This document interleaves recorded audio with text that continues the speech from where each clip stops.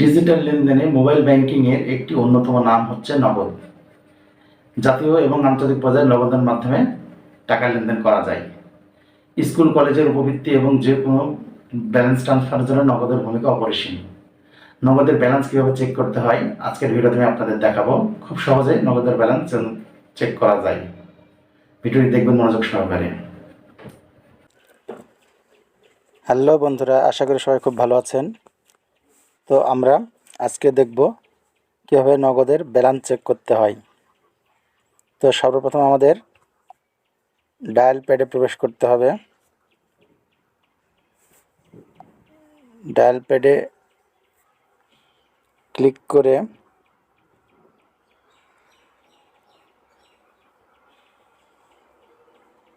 নগদের official pin কোডে click করতে হবে *167# তুলে ডায়াল করলাম।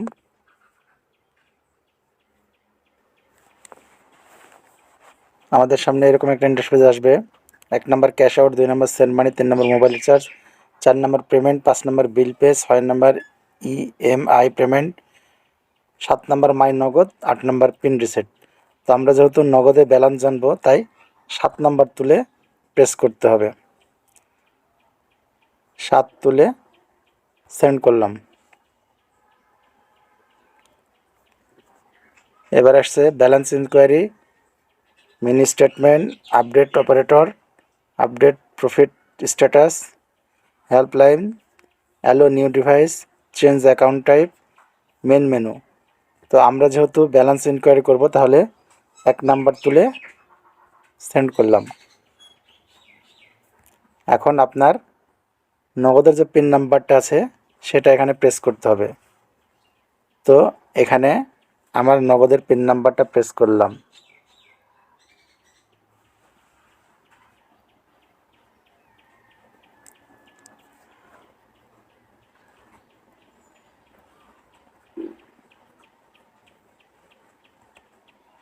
নগদের পিন নাম্বার তোলা হয়েছে। এবার নগদের পিন নাম্বার তুলে সেন্ড বাটনে ক্লিক করলাম। এখানে আমার ব্যালেন্স শো করছে 223 টাকা 61 পয়সা। এভাবে আপনারা আপনাদের নগদের ব্যালেন্স চেক করতে পারবেন। নগদের ব্যালেন্স জানার আরও একটি সহজ উপায় আছে। যদি আপনার হাতে স্মার্টফোন থেকে থাকে তাহলে গুগল প্লে স্টোরে গিয়ে নগদ অ্যাপসটি ডাউনলোড দিয়ে নেবেন। প্লে স্টোরে গিয়ে লিখবেন NAGAD লিখে সার্চ দিবেন, নগদ অ্যাপটি চলে আসবে। আমার যেহেতু নগদ অ্যাপসটি ডাউনলোড দেওয়া আছে শুধু ওপেন করে দিলাম।